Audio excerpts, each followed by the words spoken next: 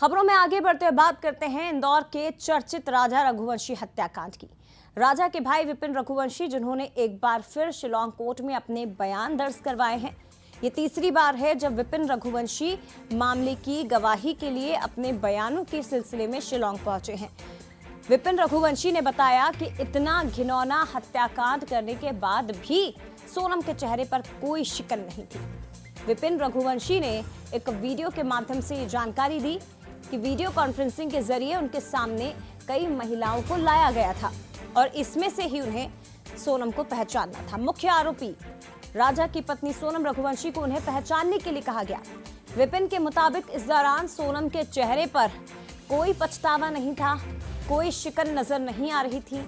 उन्होंने बताया कि उनका पहला बयान 11 नवंबर को हुआ था, लेकिन वो अधूरा रह गया और उसके बाद शिलांग कोर्ट ने उन्हें वापस अपने बयान दर्ज करवाने के लिए कहा था।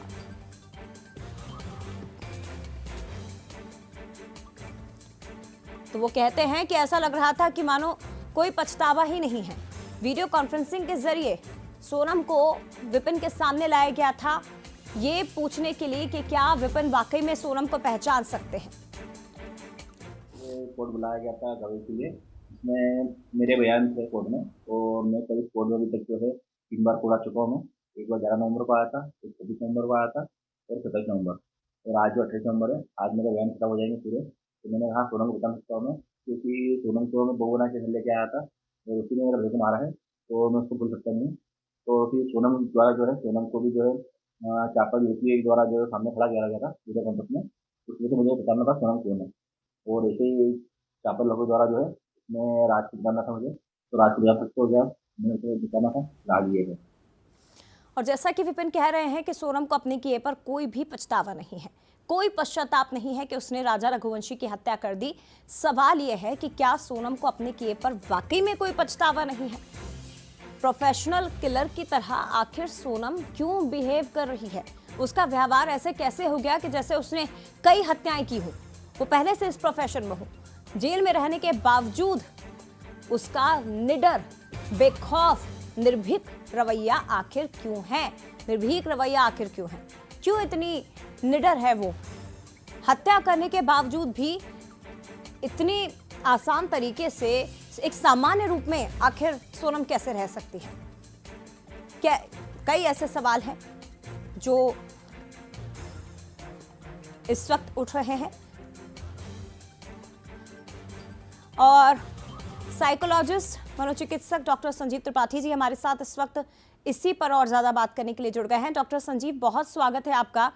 सोनम रघुवंशी, राजा रघुवंशी चर्चित हत्याकांड, इसकी सुनवाई अभी चल रही है, लेकिन जैसा कि राजा का भाई कह रहा है कि सोनम को अपने किए पर कोई पछतावा नहीं है, उसके चेहरे पर कोई शिकन नहीं है कि उसने एक निर्दोष इंसान की जान ली है। ये बिहेवियर आखिर सोनम का क्यों है, क्या इसके पीछे का मनोविज्ञान कहता है। और ऐसा लग रहा है कि सोनम ने केवल राजा रघुवंशी की हत्या नहीं की हो, बल्कि वो कई और लोगों को पूर्व में मार चुकी हो। एक प्रोफेशनल किलर की तरह उसका बिहेवियर आखिर क्यों हो रहा है। सर, क्या मानते हैं आप इसके पीछे वजह। देखिए, मनोवैज्ञानिक दृष्टिकोण से अगर हम बात करते हैं ना, तो हम इसमें दो चीजें देखते हैं। एक तो पर्सनालिटी डिसऑर्डर देखते हैं, इसमें एंटी सोशल पर्सनालिटी वाले लोग होते हैं, और दूसरा हम जो साइकोलॉजिकल डिसऑर्डर्स जिन लोगों में होते हैं, कई बार कुछ साइकोलॉजिकल डिसऑर्डर्स भी होते हैं, उसमें भी लोग क्राइम कर देते हैं।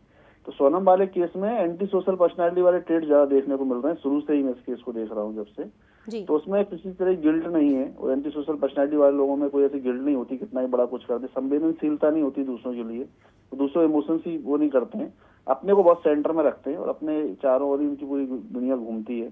तो वो इस तरह की अपराध को करने के बाद बिल्कुल उनको कोई अफसोस तो होता ही नहीं है। कई बार ये भी होता है कि अब इस तरह की घटनाओं के बाद जब जेल जाने का डर रहता है, वो भी दूर हो गया उसका जाने से, तो वो भी अब और ज्यादा निडर और ज्यादा वो हो गया। तो फिर गिल्ट भी नहीं थी, अब डर भी नहीं है। तो इसलिए इस तरह के व्यवहार देखने को हमको मिलते हैं इस तरह के लोगों में। तो ये एंटी सोशल पर्सनालिटी वाले ट्रेड्स चूंकि उसमें हैं, और वो इस तरह के ट्रेड जिन लोगों को डेवलप होते हैं, वो कहीं ना कहीं उनकी पास्ट में अगर हिस्ट्री में आप जाएंगे तो चाइल्डहुड से ही वो बिहेवियर प्रॉब्लम, एग्रेशन, और कई बार फैमिली एनवायरनमेंट की वजह से वो डेवलप होता है धीरे धीरे, और वो इस तरह के कामों को अंजाम दे देते हैं। फिर धीरे धीरे वो एंटी सोशल पर्सनालिटी वाले ट्रेड्स आगे बढ़ते जाते हैं, और वो गलतियां जब भी करते हुए अपराध करते हैं तो उनको गिल्ट नहीं होती है। डॉक्टर संजीव, क्या हर केस में ये अलग अलग होता है? अगर हम सोनम के केस की बात करें या किसी और केस की भी हम बात करें, तो क्या हर तरह का अपराधी जिसका मनोविज्ञान अलग होता हो, और अगर हम सोनम को समझने की कोशिश करें तो क्या ये भी माना जा सकता है कि उसके चेहरे पर कोई शिकन के भाव नहीं है? क्या आने वाले वक्त में उसके दिमाग में ऐसा भी चल रहा हो कि वो और इस तरह की हत्याओं को अंजाम दे सकती है? ये ऐसा भी हो सकता है क्या? बिल्कुल संभावना है। ये एंटी सोशल पर्सनालिटी वाले लोगों में इंसाइट नहीं होती है, मतलब उनके अंदर ये समझ नहीं होती है कि उनको कोई प्रॉब्लम है। समझ रहे हैं आप? मतलब वो अपने जी। आप को गलत साबित, मतलब गलत मानते नहीं है कहीं ना हाँ। कहीं। इंसाइट, उसको इंसाइट बोला जाता है कि अपनी समस्याओं को पहचानना, तो वो पहचानते नहीं है और एक्सेप्टेंस नहीं होता है, मोटिवेटेड नहीं होते हैं बदलाव के लिए। तो ऐसे लोग, ऐसे केस बहुत आते हैं हमारे पास। तो ये जो सोनम वाले केस में है, जो मुझे लगता है, मैंने शुरू से देखा हूँ चूंकि इस केस को, तो एंटी सोशल पर्सनालिटी वाले ट्रेट्स इसके अंदर हैं।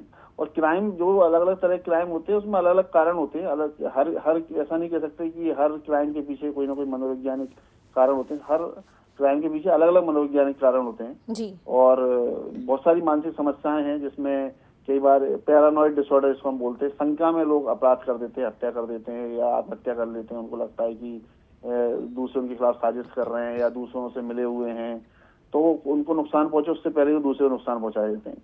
और कई बार आपने देखे होंगे कि शंका करते हैं कि पति पत्नी को शंका में उसकी हत्या कर देता है, तो वो पैरानॉइड डिसऑर्डर वाले केस होते हैं।